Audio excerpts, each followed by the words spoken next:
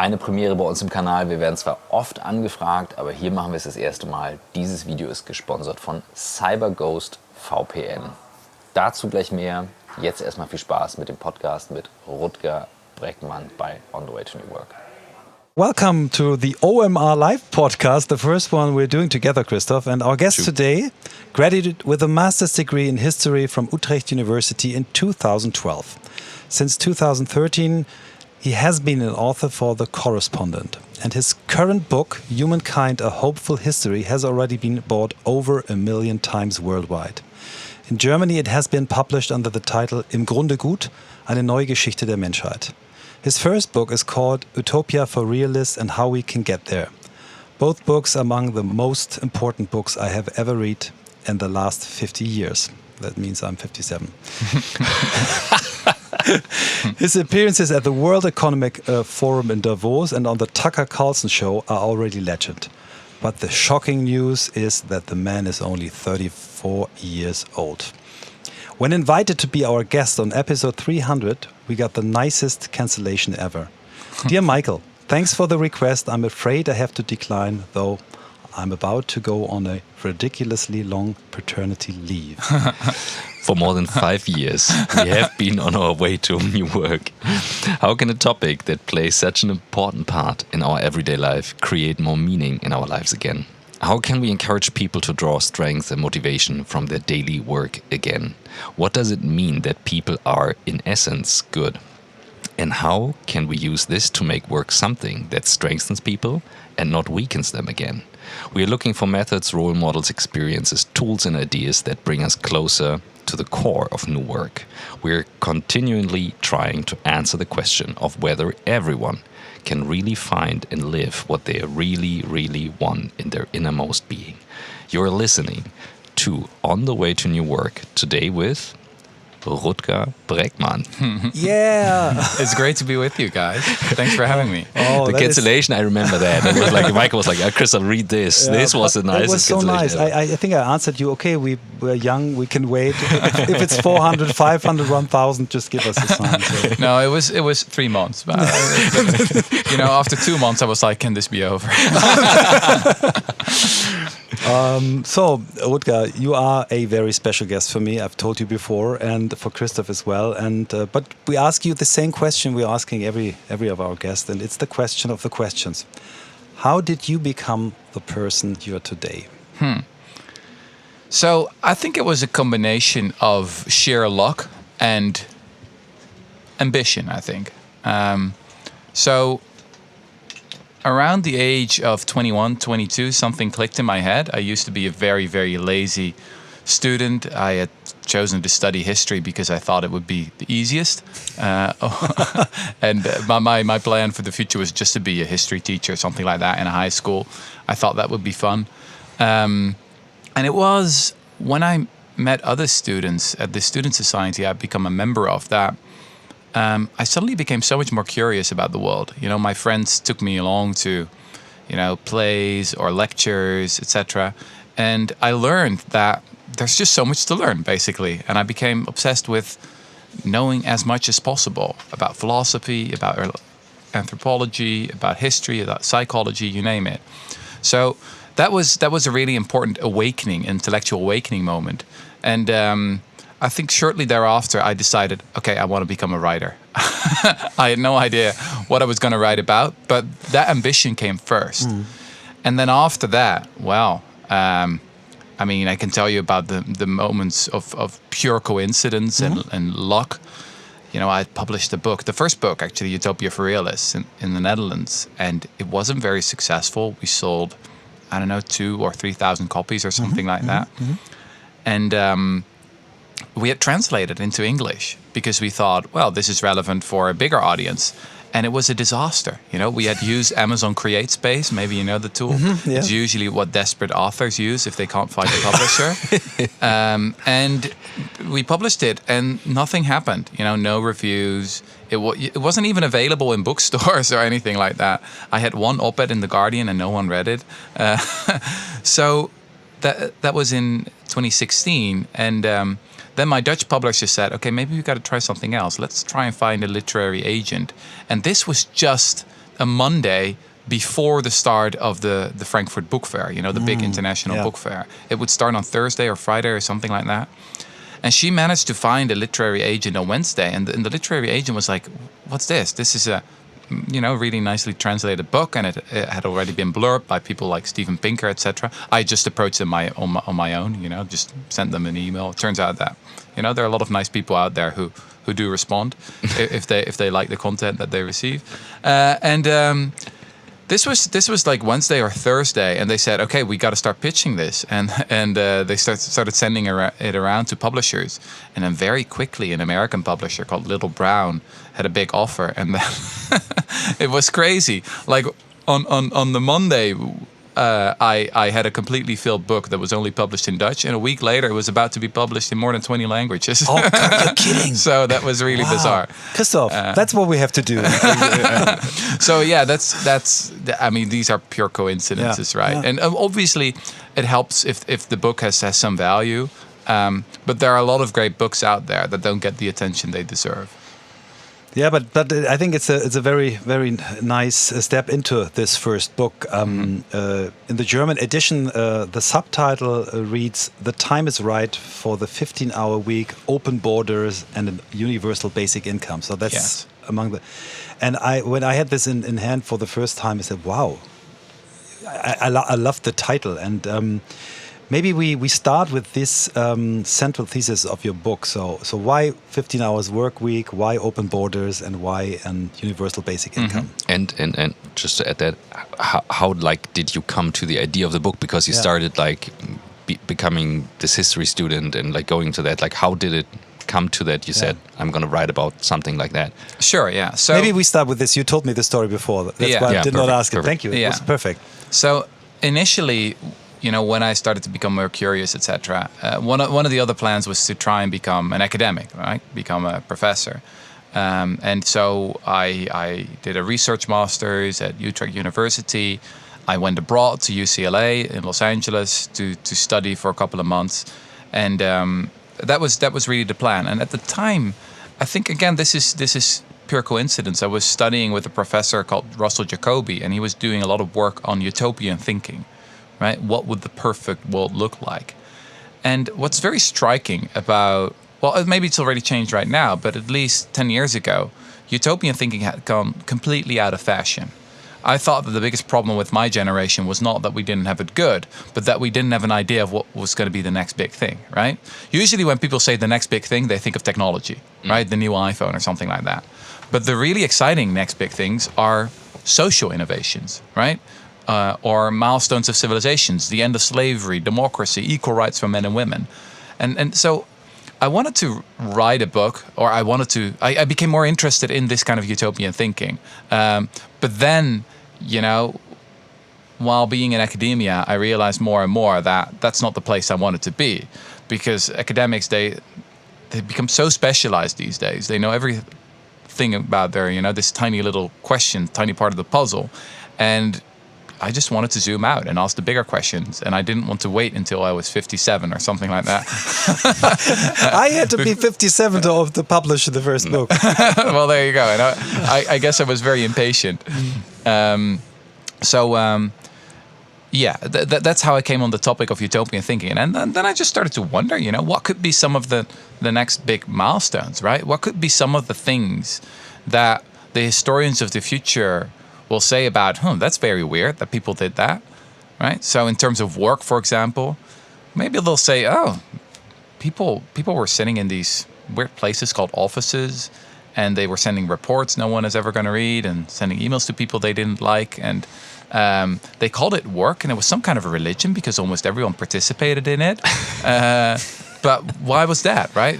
I think that's always very valuable, to zoom out and to have the perspective of the historians of the future, because then the society that we live in starts to look stranger and weirder, and you actually realize that things don't have to be this way, that we can change them, just as we've changed so many things in the past.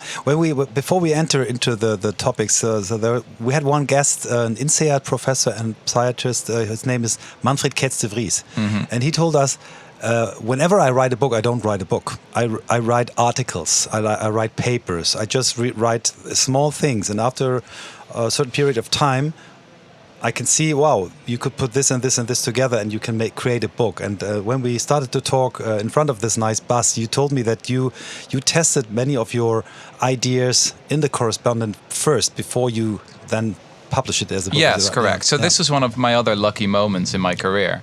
Look, every writer or aspiring journalist wants freedom, right? So when you're 23 or 24, what you would really love is to have a job where you can just write about whatever you want, right?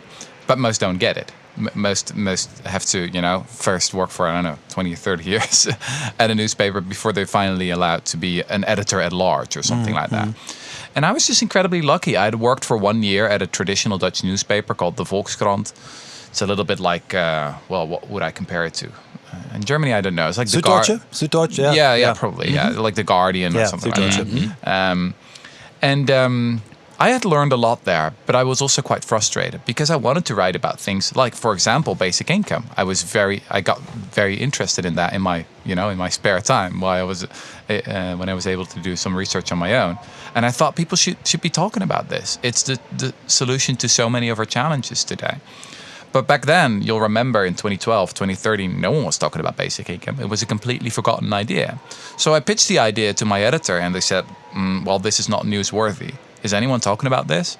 Is there any politician in favor of implementing a basic income? I said no. Richard Nixon was the last one. Yeah, Richard Nixon was the last one, yes. And I said, but it's still, this is what we got to be talking about. And he says, who says that? And I said, I'm saying that. He says that's not enough reason for us to put it in the newspaper, right? So after 1 year of working at this newspaper, I got my lucky break when a friend of mine, a Dutch philosopher called Rob Weinberg, he called me up and he said, I'm starting something new. I'm starting a new journalism platform, and it's going to be very different from anything you've ever seen. So what we're going to do is completely ignore the news. There's going to be no news on the whole platform. We're going to ignore that, and we're going to just focus on the structural forces that govern our lives.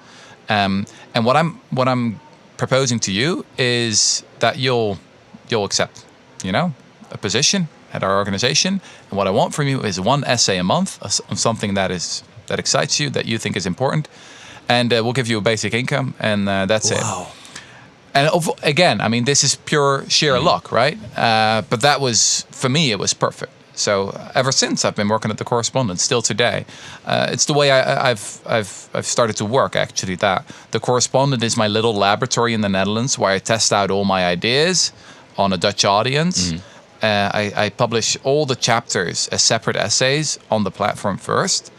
And then I just get an enormous amount of feedback, and you learn so much. I think the usual way in which authors write their books is problematic, right? You go offline for, I don't know, a year or 2 or 3, and then you write and work and research, etc., and then you give it to an editor and to a couple of friends, and then you just hope for the best. Yeah. But it seems to me quite risky. I want much more feedback than that. So I've got thousands of editors at the Correspondent, and then when the book has gone through a whole process, only then we translate it into German or English. Perfect. Yeah. And you're not stuck into the cycle of writing very fast articles as a journalist, like seeing what's the news, how can I write it? Because this is then on the other end, like in newsrooms where you see which article is ranking how. Yeah. This is how you teach. So can you give a little glimpse into how do you zoom out for yourself and find a topic, see a topic, or because I think there are things you're interested in, but then I guess you also challenge yourself and say okay, what do I need to look at? And this zooming out that you were talking about, sounds very interesting. It starts with thinking about what are the biggest problems of our time? What are the structural challenges that we face as a species? And so, for example, my last book, Humankind, the subtitle is A Hopeful History. And it's basically an argument where I try to say that people are not as bad as they seem. It's about this silent revolution that has happened in science. So many scientists from so many diverse disciplines, anthropologists, psychologists, archaeologists, you name it, have been moving to a more hopeful view of human nature. Now, why did I write the book? It's because I started to realize that so many of the ideas that I was excited about, whether it's universal basic income or participatory democracy or new ways of organizing the workplace, they all relied on a fundamentally different conception of human nature, right? They basically relied on a more hopeful view of who we are, that we are a fundamentally cooperative species. So I thought someone should write this book because it hasn't been done yet. I mean, the research has been done, but these scientists are often not talking to each other. You know, the psychologists don't know what the anthropologists are doing, and the anthropologists don't know what the sociologists are doing. So I'm in a position, I guess, at the correspondent to zoom out a little bit, to connect the dots, and to say something bigger is going on.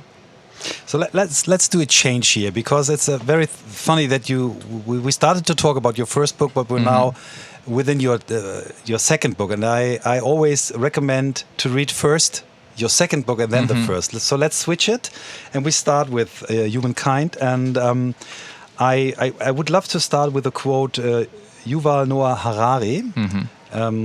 And I quote him because I believe you are the positive version of him. He said about your book, "Humankind challenged me and made me see humanity from a fresh perspective." And I think that's the core of your book. And let us start with a 1954 novel by the Nobel Prize-winning British author William Golding. It was still ranked third in the nation's favorite books from school in a 2016 UK poll. I think it's shit. The book is shit. And I'm talking about Lord of the Flies. And tell me, what did this book has to do with your book? Sure. So here we have one of the most influential novels in the English-speaking world. Many children, you know, in British schools, in American schools, were sort of forced to read it. In German schools. In high school, also in German schools. Yeah. All right. And so it's a simple story about a group of kids that shipwrecks. There's an airplane crash, and then they end up on this island. And initially, you know, just kids. It's just kids, no teacher. Exactly. And initially, things seem to go all right. They try to establish a democracy of sorts, but then quite quickly the situation deteriorates. And basically, the novel is an argument that the veneer of civilization, you know, this thing that we call civilization, is only a very thin layer, and that if you put people in a different context, they reveal who they really are, which is fundamentally selfish, or even worse, beasts, monsters.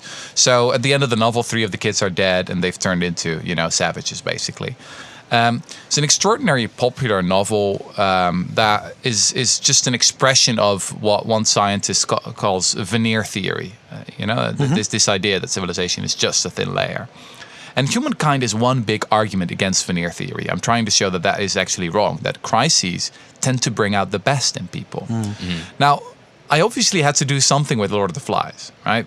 I was just wondering, has it ever really happened? Because this is a novel, obviously, but maybe there's been a case in real life, a real kid shipwrecked. But you asked this, you asked this question yourself when you were a kid, is it right? When you were a kid, you read this book and you said, "Well, I can't believe this, huh?" Well, actually, when I was a kid, I was more. I guess I read it and I was just more depressed. Yes. It was only later Like when I me. was starting to research this book that I thought, someone should check this out. Has it ever really happened? And so I went on this journey, basically, as a proper investigative journalist. Well, it actually started on Google. So so I just typed in, like, real life Lord of the Flies or children on an island. It turns out there's never been any scientific experiment where they drop kids on an island and just see what happens. But perhaps there's no parent that wants their kids to participate. Maybe you just created a new TV show. Yeah, exactly. Well, there have been TV boy. shows like that, but it's not very... They do this in Japan. They put kids on the street and give them something. You have to do this and this and this, and they let them alone. 3 years old. Buy this or do this or go to this. That's fascinating. Very bad. And what happened? I don't know. I've just read that this exists, and I didn't dive deep into it, but I will do later. Okay. Yeah. Okay.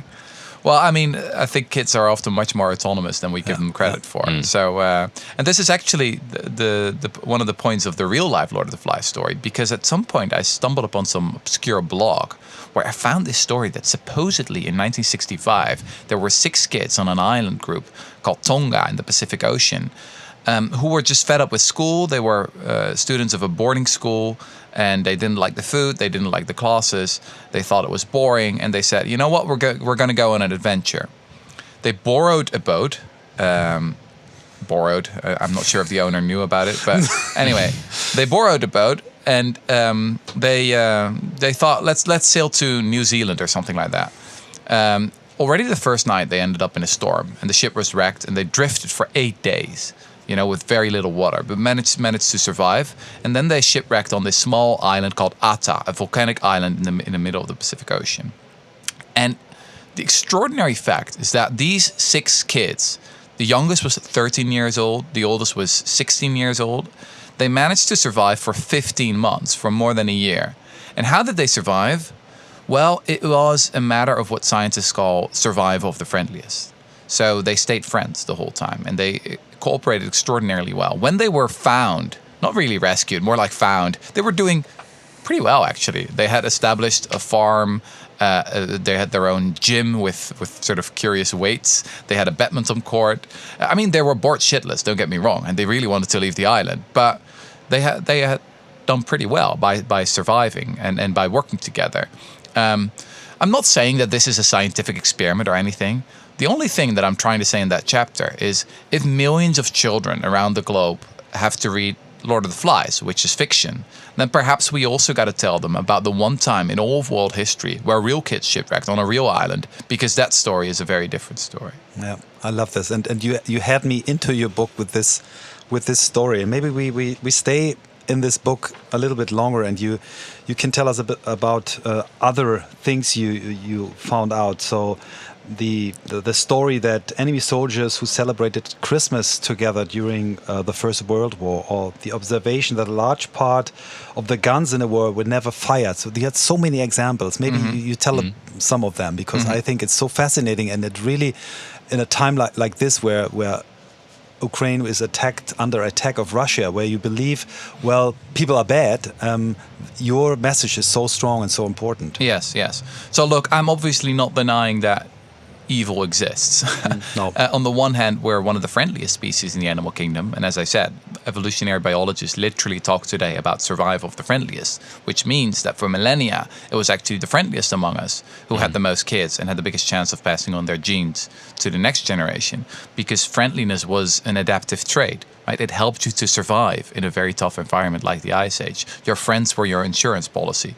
But today, obviously, we often live in a quite different world. I see a lot of examples of survival of the shameless. You could also argue that we're one of the cruelest species in the animal kingdom. We do all kinds of horrific things, engage in warfare, ethnic cleansing, genocides, etc. I don't know of like penguins that try to murder other groups of penguins. So big part of the book is obviously struggling with that question, because if you do not believe in veneer theory, if you do not believe anymore than that humans are fundamentally bad or anything like that, then you still have to account for why do these horrible things happen, right? In what kind of circumstances and in what kind of historical processes things can go terribly wrong. So indeed, one of the, for me, fascinating discoveries was that a lot of people, or actually the vast majority of people, have an instinctive aversion against violence. When we see Hollywood movies, if we see Quentin Tarantino movies, yeah, we will see him on stage later. Who's on the festival here? Yeah. You get this impression that people are naturally violent. That if something just changes a little bit, then very quickly we can do the most horrible things to one another. Well, we now have a lot of psychological and historical evidence that actually the opposite is true. If you have an average man or woman and you draft him or her into an army, then the vast majority of those kind of just drafted soldiers can't do it. They can't fire their guns. The first one who discovered this was an American historian and army man, actually, who discovered that only around 15 to 25% of the American soldiers who'd just been drafted fired their guns. And many came up with excuses to do something else. You really have to train and condition army and soldiers first before they instinctively start firing. And there are a lot of examples throughout history of soldiers just refusing to do their work, or sort of having this instinctive revulsion against pulling the trigger. This is especially strong, by the way, if it's up close violence. So, we've all binge watched Game of Thrones, right? Mm-hmm. I did as well. But there's a lot of up-close violence, like with swords, etc. It's interesting that if you look at bayonets, for example, most bayonets throughout history have probably not been used because most people can't do it. If you look at the evidence after the Battle of Waterloo or the Somme, for example, it's only a tiny percentage of wounds were from bayonets. The vast majority of people that are killed are casualties of artillery. Because psychologically, it's much easier to push a button and kill a lot of people far away, right? It's the same thing that causes the most casualties today in Ukraine. It's much more difficult to look someone else in the eye and then pull the trigger. I'm not saying it's impossible, but you have to go through a whole process first. So a lot of the book is about that. Is that actually we start with an instinctive revulsion against violence. Most people find it very hard to be violent. That can be overcome.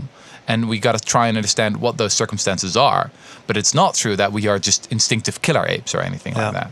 In what relation is power to violence? Like when we look at certain things happening right now, people try to or go on certain sides and say this is my opinion, this is your opinion. They go against each other. And what role plays power that people have in certain areas? It's a really great question. So the short summary of my book would be most people deep down are pretty decent, but power corrupts. I think that's one of the deepest truths that psychology tells us, is that power is a very, very dangerous drug that you always need to be very careful with. And actually our ancestors, nomadic hunter-gatherers, already knew this. It's really interesting to study their political systems. So today, still, sadly, a lot of organizations are structured like a pyramid, right? The leaders at the top, and then the managers below that, and blah blah blah. We all know the model. Actually, in prehistory, the political model was very different. It was like a pyramid on its head, like a reverse dominance hierarchy. That's the official term that anthropologists use.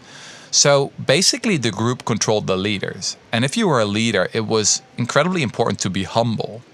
If you were a narcissist, that was actually dangerous. You could be cast out of the group, and if you would be cast out of the group, you would die alone. Shame played an extraordinarily important role. Obviously, there are a lot of downsides to shame, right? The shame of poverty, for example. But shame also plays an important role in sort of being the glue of societies. One extraordinary fact about humans is that we are the only animal in the whole animal kingdom with the ability to blush. Right? We involuntarily give away our feelings to other members of our species, and that helps to establish trust, right? If I know that you can feel shame, I find you more trustworthy. But then today, we seem to have quite a few political leaders who seem to have lost the ability to blush, right? So that's something that I've tried to think about. How is it possible that this animal that was for such a long time the product of survival of the friendliest has now actually established political systems that are more about survival of the shameless, and where the people who don't blush anymore get out on top? Have you read the latest book from Ray Dalio? No. The Economic Engine, where he explains like building up the society and then becoming too decadent at a peak point, and then it starts to tumbling down. What I was thinking about was why is this happening always after crises? And I think The Economist had an article about it. And I was wondering, is there anything from the past when it comes to as you mentioned, organizations or tribes or anything like that, where you have evidence of a very long-lasting company, society, you name it, who have a model of shared power, but also shared equity.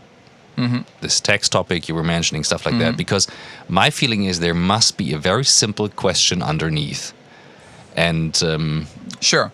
Well, I mean, here in Germany and Switzerland, right, you have this movement of steward ownership. You've probably heard about that. Yeah. I think that's pretty amazing.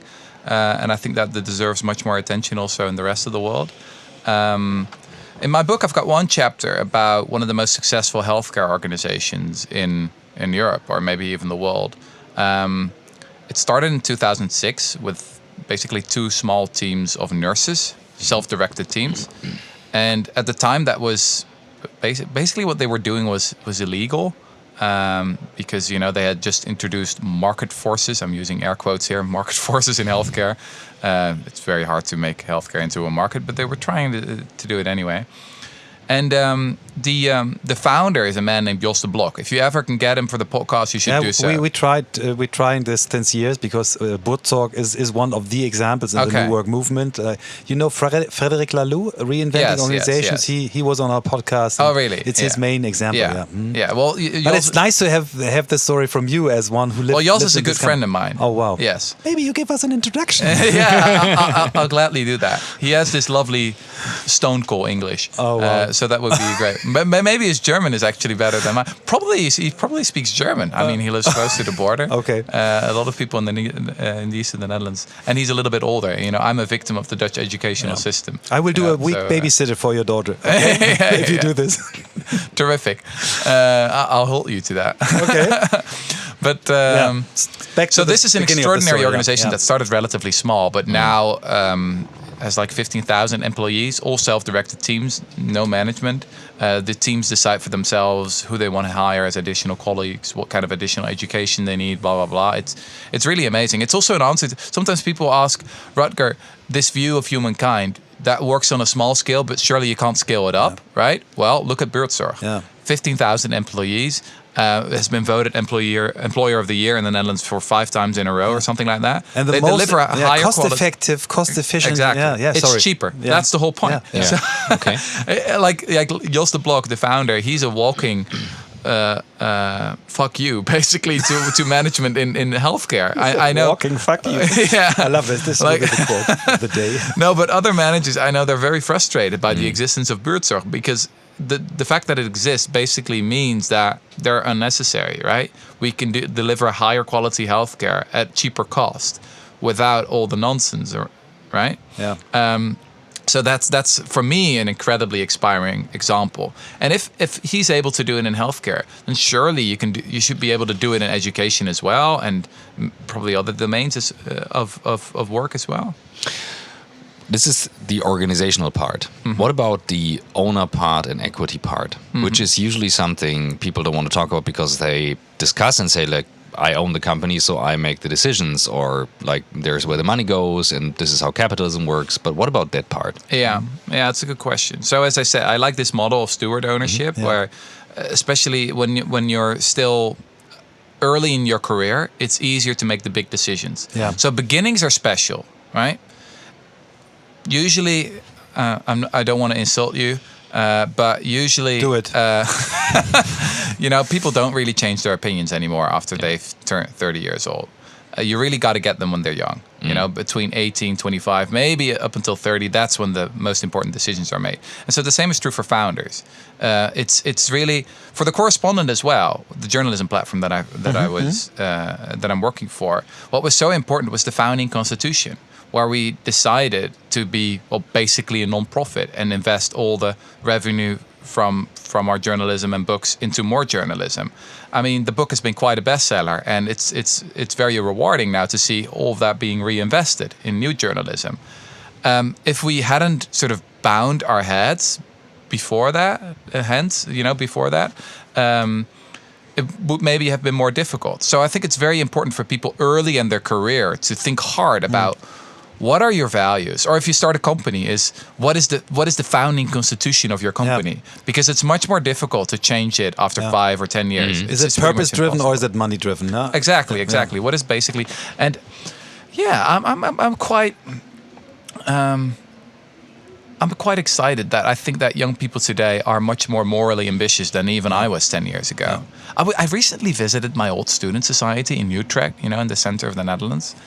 And I was just shocked by the huge difference of how people just 10 years younger than I am look at the world. I mean, I'm 34 right now, and they were discussing all kinds of things that we never discussed. Yeah. So, for example, we flew around Europe with Ryanair, for like 20 euros, 30 euros. You go to Oslo, you go to Marrakesh, or whatever, and we never gave it a thought. We never thought about the emissions. The topic of sexual harassment hardly ever came up. We had 2 vegetarians at the time, and we made fun of them all the time. I was the worst, probably. I called myself a principled meat eater back then. And if you would have told me that I would become a vegan 10 years later, I would be shocked, probably. Yeah. probably thought that I would be brainwashed or something like that. But now if I visit the same student society, all these topics are very urgent and being discussed all the time. Like all the collective meals of the student society were now plant-based. Sure, this is a bubble. I recognize that. It's a small group of highly educated people. But it's becoming just the bigger. change in the last 10 years is extraordinary. There's a much more yearning for meaning, for moral ambition, etc. Not just just we got to redefine what it means to be successful, and it's important to do that as early in your career as possible. Und jetzt zum Sponsor des heutigen Videos, Cyberghost VPN. Cyberghost VPN ist im Bereich der Sicherheitsindustrie ansässig, wie der Name schon sagt, bei dem Thema Surfen im Internet, Verschlüsseln von Daten, von dem Traffic, also quasi von eurer Spur, die ihr legt, wenn ihr Sachen anschaut, ist Cyberghost VPN der meist empfohlene VPN-Service, den dieser Bereich hat. Und was es macht ist, eure Daten werden umgeleitet und dann eben quasi versteckt, sodass man euch nicht sehen kann. Trotzdem hat Cyberghost eure Lieblingsservices quasi drin. Das heißt, ihr könnt weiterhin Netflix nutzen, Hulu, ORF. Da sind also über 35 verschiedene Anbieter drin, die quasi trotzdem benutzt werden können. Die Möglichkeit habt ihr.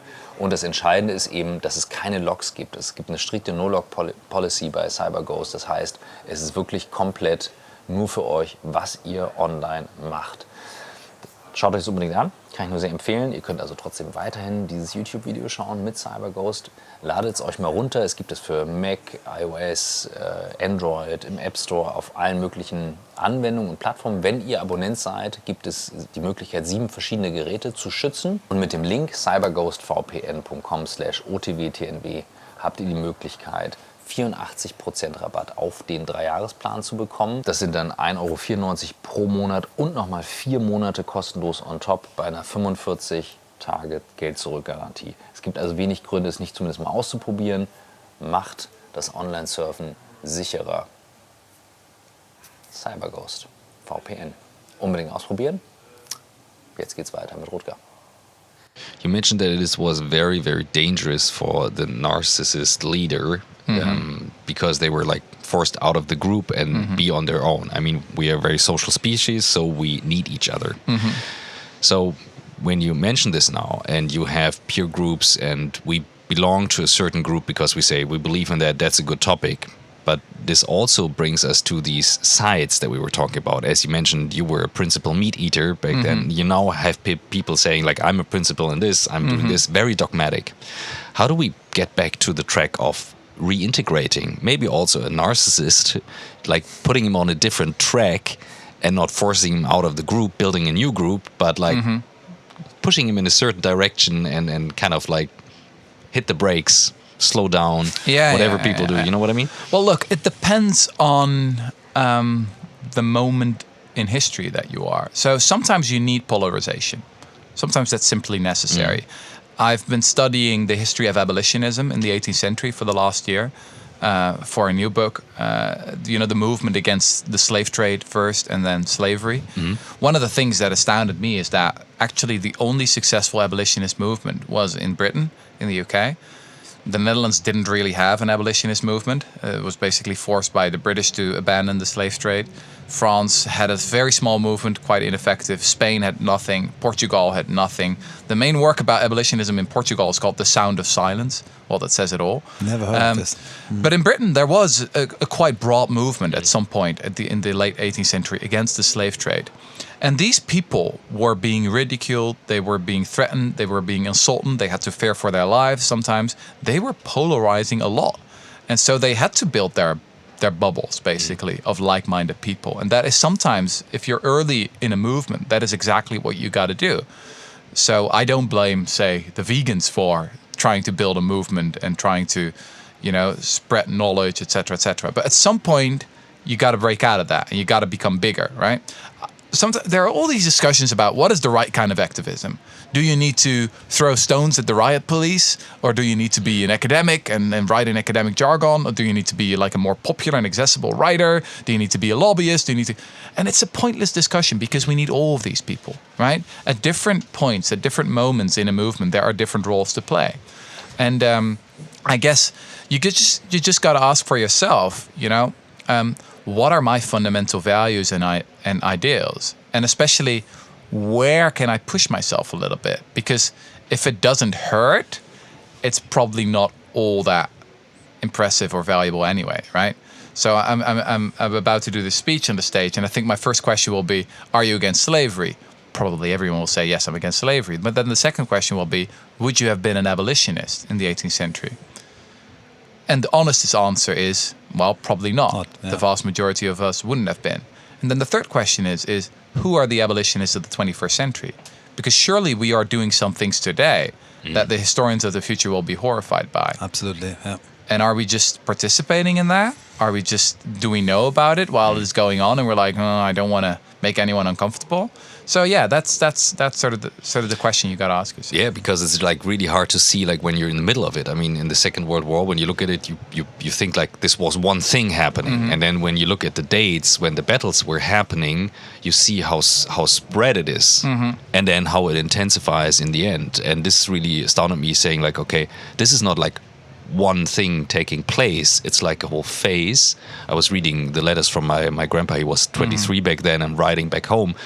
Obviously, he couldn't write everything he thought, but like a lot of things and reading in between.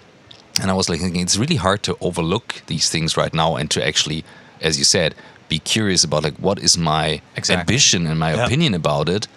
That's not easy. Exactly. I recently wrote an essay about resistance during the Second World War in the Netherlands. So as you know, like 75% of the Jewish population was taken away and murdered. One of the highest percentages in Europe. Yeah. And most Dutch people basically did nothing about it. I mean, they didn't like it, what was going on. They thought it was very bad. But, when the moment really came, they said, I can't do anything. Or they looked away. So I was interested in the question of what makes a resistance hero. Why did some people do something? And one striking thing is that actually resistance is almost like a virus. It's very contagious. So if you look at the map of the Netherlands, it's not like that the resistance was spread out evenly over the map. No, there were really hotspots of resistance. There was this one village called Nieuw-Lande in the east of the Netherlands, where a huge percentage of people had people who were hiding in their cellars, etc., and were helping to Jews to hide from the Nazis. And what's so interesting was the leading role that one person there played. It was a man named Arnold Davos. I call him a super spreader of the resistance virus. and he bullied, he bullied a lot of people into accepting Jews in their house. It's extraordinary. If you look at his biography, he was, before the war started, his life was a complete failure. So he had no job. He quit school 2 times. He had gone to the United States and traveled around there for 10 years, was kicked out of the country as a communist agitator. Then, just shortly before the war started, arrived back in the Netherlands. And then the war started, and that was the best period of his life. He could do what others couldn't, because he was willing to make other people uncomfortable. He was willing to go against the grain, right? So that is fascinating. That on the one hand, we're one of the friendliest species in the animal kingdom, but when you're at moments like this, it's the people who are rather unfriendly or willing to make us uncomfortable that truly make the difference, right? It's a paradox that I think about a lot. Interesting. Wow. As you did on stage at the World Economic Forum, when you actually raised one of my favorite YouTube videos ever. Can you give a glimpse into that? Sure. Well, share with us he's what you did. He's crashing my agenda, but it's absolutely no. Sorry for that. I shut my mouth after that. No, it's that's your job in this that's podcast, right? To crash the agenda. It's so fine. I love it. No. So a lot of people, when they think about Davos and the World Economic Forum, they may think, oh, here are these incredibly rich people who are scheming to take over the world, and they're so selfish and blah, blah, blah. And like it's some kind of conspiracy. But if you actually go there, what you meet are quite friendly and pretty wonderful people, to be honest. They're lovely. They're curious. They're nice. And they genuinely believe they're doing their best to improve the world. And they just don't really see the problem with arriving in a private jet and then starting to talk about how we're wrecking the planet. They're like, but come on, but that's just such a small part and blah blah blah. And I was in a hurry anyway, so they just don't they don't see the problem, right? And I think that's only more terrifying, because if it was a conspiracy, well, conspiracies you can roll them up and then be done with it. But this goes so much deeper. It goes so much deeper. So I was there for just one talk, and I thought, well, let's make people uncomfortable and talk about the elephant in the room, because I mean it was crazy. They're talking about inequality and feminism and equity and equality and justice and blah blah blah and all those kind of subjects, and no one was talking about the real issue, which was their own tax evasion and their own tax avoidance and their own corruption, right? And you But just said, I haven't been invited back ever since. I have to quote yourself. You tweeted on January 20 in 2020. For some reason, I haven't been invited to Davos this year. Yeah. Was it something I said? Yes, So what yes. what was it? You said pay tax, and then we'll solve our problems. Yeah, look, I mean, a lot of people there were talking about their philanthropic plans. And look, I have nothing against philanthropy. I'm personally a member of Giving What We Can. It's a group of people who promise to donate at least 10% of their income to highly effective charities. On average, people in Europe donate around 0.5 or 1%. I think we could be a little bit more ambitious there. And they're just super effective charities, you know, for example, distributing malaria bed nets or deworm pills, etc. It's one of the best ways to make a moral difference in this world. So I have nothing against philanthropy. I do have a problem with billionaires who are using stupid philanthropy to hide the fact that their business model is corrupt, right? That was what I was arguing against. So that's why I said stop talking about your philanthropy and start talking about taxes. I'm an old-fashioned social democrat in that respect, you know? And we Europeans can be a little bit more proud of that old-fashioned social democratic model, you know? High-quality public education, high-quality public accessible healthcare, relatively high levels of taxation, right? Those are some pillars of what a civilized society look like.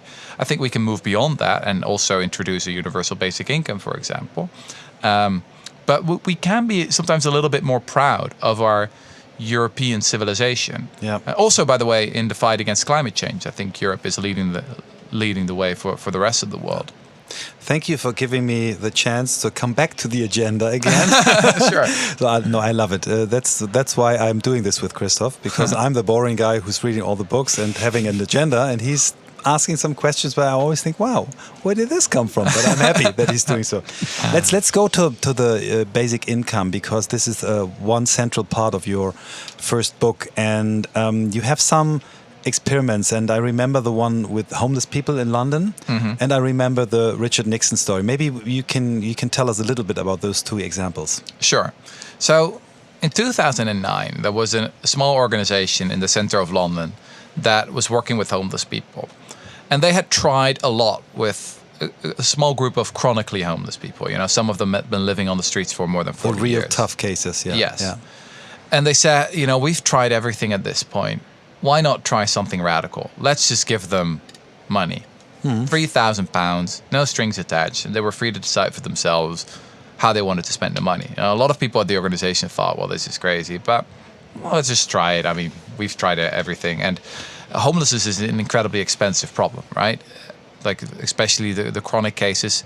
If you add up all the costs of healthcare, police, judicial service, you name it, it can be as expensive as 100,000 euros a year. In countries like Germany or the Netherlands.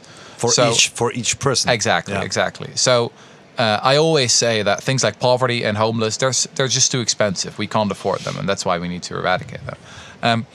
So they did it, and the results were pretty extraordinary. So a year after the experiment, 7 out of 13 of the men had a roof above their head, 2 more had applied for housing, and they had used the money very well, actually. We're quite frugal. They spend it on sensible things like a hearing aid or a dictionary. One of them went to gardening classes. But the most important thing is that it gave them their sense of self-worth. Like, this is my money. I can make my decision, and you trust me to make my own decisions, right? It's incredibly important. Very often when we try to help other people, we don't really trust them. We're like, I'm going to help you, but I'm going to do it my way. Yeah, So I give you food or I give you this. exactly. And that, yeah. There's this saying like, don't give a man a fish, but teach him how to fish. It's the stupidest saying in the history of sayings, because maybe a man doesn't want to fish.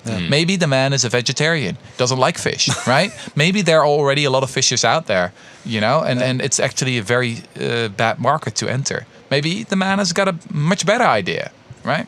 So that's why just giving cash, just giving people money is one of the best ways to combat poverty, because poverty is not a lack of character, it's just a lack of cash, as I like to say. Yeah. For many people, this is bizarre, right? And surely this doesn't work. And that's why in Utopia for Realists, I collected all the evidence, because we've got dozens of experiments now that have been done around the globe.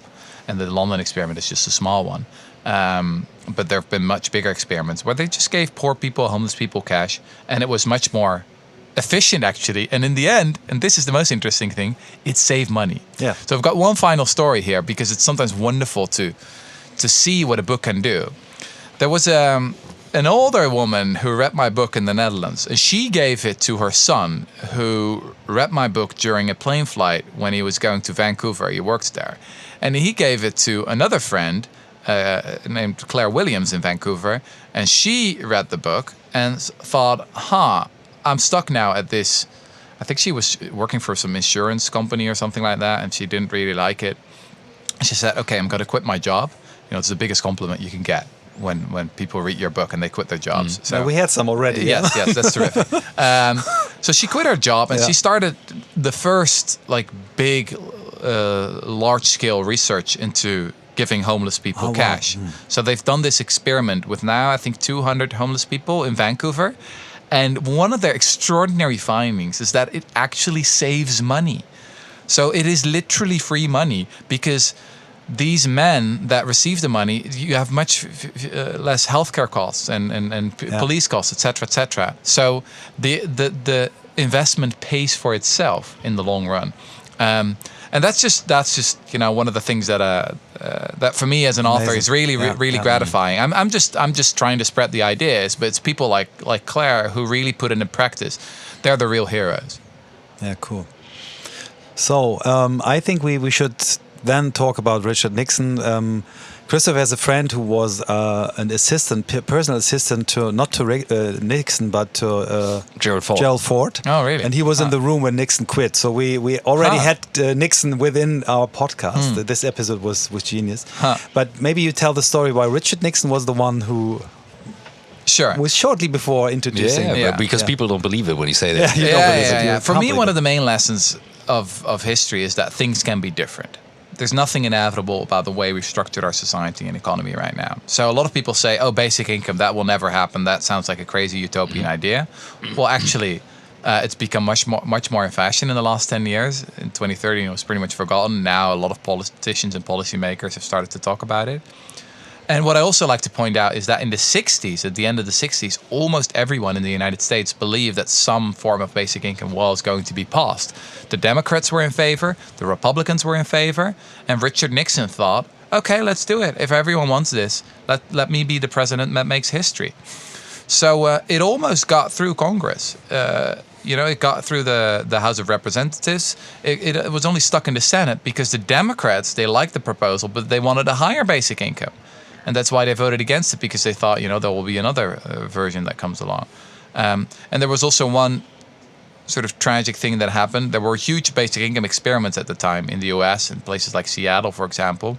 And all the results were really great, right? So healthcare costs went down, crime went down, kids did better in school. It really seemed to be one of the best ways to help people. Just build a floor in the income distribution. Make sure that people can never fall below the poverty line, and make it unconditional, right? That's really important. Sometimes people say, well, we already have the welfare state, but the welfare state has an enormous amount of conditionalities. You have to prove over and over again that you're really sick enough, that you're hopeless, that you will never get anything done in your life, and then maybe at the end of the process we give you some money. But these systems, they produce the kind of people that it presupposes, right? So these experiments in the US, they were quite successful. Only there was then a small problem. So what happened is that one of the researchers reported was that the divorce rate had also gone up by 50%. So now feminists would say, well, that's actually a great result. You know, a lot of men were able to leave those assholes. But back then, conservatives obviously turned against the basic income. Yeah. They thought it was an attack on the American family. It was only later that they discovered that a statistical mistake had been made. So in reality, it didn't happen. It's an extraordinary history of how something almost happened. If it would have happened, I think the trajectory of U.S. history would have been quite different, because it would have pulled millions and millions of people out of poverty, and that could have created a very, very different dynamic in the country. In Germany, we had, just to add this, in Germany we had an entrepreneur, his name was Götz Werner, he's a billionaire, but he was fighting for basic income since 25 years. He really did books on it. Now he died and his son took over, and we had him in the podcast as well. And he's really a man with this mission and vision, but no chance to really bring it onto the table. So if you talk to people who are entrepreneurs or managers, they'll say, well, no, it's stupid, it can't work, and it's too expensive. What is the reason? Why were we in the 60s of the last century, shortly before, to introduce it, and now it's something where we, Do you think there will become a new window of opportunity where we'll get this? Oh, sure. Yeah. And the movement has been growing and growing. Sometimes I think that the words that we use should change. So basic income, when people think of income, they very much connect that to work and making an effort. They're like, you can't get something for nothing, even though the rich are very used to that, right? Just collecting all the rents on their property and on their ownings and shares and blah, blah, blah. I mean, doubling their billions, they're getting a huge Corona. basic income. and we don't see the problem of laziness there. But maybe we should also redefine the basic income as a dividend, right? There's one presidential candidate or former presidential candidate called Andrew Yang in the US who called it the freedom dividend. And I really like that framing. They have something similar in Alaska. So what happened in Alaska in the 70s is that they discovered there's a lot of oil in the ground there, which is obviously worth a lot of money. And they thought, well, whose property is this? And the governor of the state, a very conservative Republican called Jay Hammond, said, well, this is everyone's property. It's of all the Alaskans. And he said, well, we're just going to sell the oil and put it all in a fund and give a dividend to each and every inhabitant. It's like Norway. It's like, it's different than Norway. In Norway, they don't pay it out, right? Yeah. They keep it in a pension fund in Norway. Yeah, they have a large fund. Obviously, the inhabitants of Norway benefit a lot. But the Alaska model is really you get a check, like every year. And it's just a reframing of it, actually. Yes. People see it as a dividend. Very good. And if as a politician you propose to abolish the Alaskan dividend, your career is finished, because it's highly, highly popular there. And then people suddenly don't have a problem with it, as if they reframe it in their heads as, look, this is just everyone's property, and we can. And this is interesting, because I just had a question in my mind that came up to my mind, saying, like, is there research about basic income and the question of how big is the relative gap of wealth? Like saying you get a basic income, but you have filthy rich people, which actually Rutger Bregman mentioned in one of the tsunamis that is very dangerous coming up, this huge gap of filthy rich and not rich. Is there research of, like, if this gap is too big, then it's more fought against? But actually, you just reframed the whole thing by this dividend, saying, like, you know what? Perfect. Fuck it. It doesn't matter. You get a dividend because you are owner partly in the state, the country, you're a member the land, of our society, member whatever, Yeah. and you get the dividend from it, because you're right. Like, if you own apartments, you get a dividend and nobody cares. Yeah. And the progress is owned by the society and not just by the companies. And even better, not nobody cares, but people actually argue for it. Yeah. And there is this huge difference, like being against something, like being against this basic income, or arguing for having a dividend, because of course I'm partly owner, so I get it. Exactly. Love it. Well, look, you gotta keep in mind there are obviously a lot of versions of basic income, and there are some that I would disagree with strongly. There are even ways to finance a basic income it will increase inequality. So the devil's in the details with these kind of plans. So in my preferred world, we would finance a basic income with a tax on wealth, right? Because the rich are already getting enormous dividends for nothing, right? The real scroungers are at the top, right? A lot of people, basically, or because of inheritances, because of their power position, are able to get a huge amount of money that is not really strongly correlated with their contribution. And this is actually one of the main things we got to try and do, is redefine what it means to be a wealth creator, right? The pandemic has helped us to do that. So when the pandemic started, there were lists being published by governments around the globe of the so-called vital jobs, right? The vital workers, the essential workers. And you look at these lists and you wonder, where are the hedge fund managers, right? Where are the bankers? Where are all these people who are making so much money? Aren't they essential? Well, maybe not. I've got one chapter in Utopia of Realist where I talk about the only strike in all world history of bankers happened in Ireland in 1970. The strike lasted for 6 months. Didn't matter. After 6 months, the bankers came back and said, all right, we'll get back to work. So that's sometimes the question I ask to people is, if you would go on strike, do people care? Is it genuinely important what you're doing? And that forces us to ask the question, who are the real wealth creators? Very often we seem to be living in an upside down economy where the more you earn, the less valuable it is that you do. It's not always true. There are exceptions, but it is striking. And I think a basic income would help us to move towards an economy where the wages of people are much more in line with the social value of the jobs that they do. A lot of people ask me, who's going to clean my house when the cleaner gets a basic income? And I'm saying, well, your cleaner has a lot more bargaining power, so maybe you need to pay more to the cleaner. And you should have been doing that anyway, but now you're forced to do it. Yeah. And if you can't afford it, well, bad luck, boo-hoo, then you got to clean your house on your own, right? Like millions of other people's on the planet. Yeah. Exactly. So that's what we need. We need a redistribution of power, and that's a basic income will help us to move towards that world. And that's a good question for us, Michael, to reframe the podcast every time we do it with every episode. Yeah. Would anybody care if we go on a strike and don't send a podcast on Monday? That's a good question. But I will ask another and the last question. So because we just talked a little bit about Russia and Ukraine. If you would be Joe Biden, the most powerful man in the Western world, what would be your strategy to end the war? Oh, I have no idea. I think it's very important to have strategic empathy. Yeah. Obviously, it's incredibly emotional for all of us. But it's very important, if you want to end terrible situations like this, to try to get in the head of the other side. So that's one thing that is very important, to keep a cool head and to try see things from other perspective. Not to condone it, but to understand it. Yeah. I've got one chapter in my book about why terrorists sometimes blow themselves up. And I think it's incredibly important to understand their motivations. If you're just saying, well, they're beasts, they're monsters, and that's why they do it, you're not going to understand much of it. And it's going to be very hard to do anything against it. So that would be my one thing. But I'm not an expert at all on what's going on. But I love this. Thank you. Time is up. We have to stop it because they're kicking us out of the bus, I think. Yeah, they kick us out of the bus.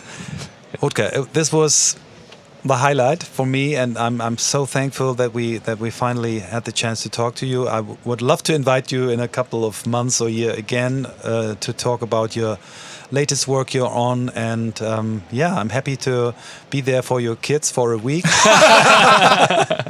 And I will drive him to the Netherlands and bring him to make sure. Same Can here. we put that in writing? We can do so. Now in Hamburg we say we have the handshake. The handshake in Hamburg is enough. Okay. Well, Thank you so much, and I will show the way to the big stage and terrific. Enjoy it for deep diving into these topics. Thanks a lot. Thanks for having me, guys.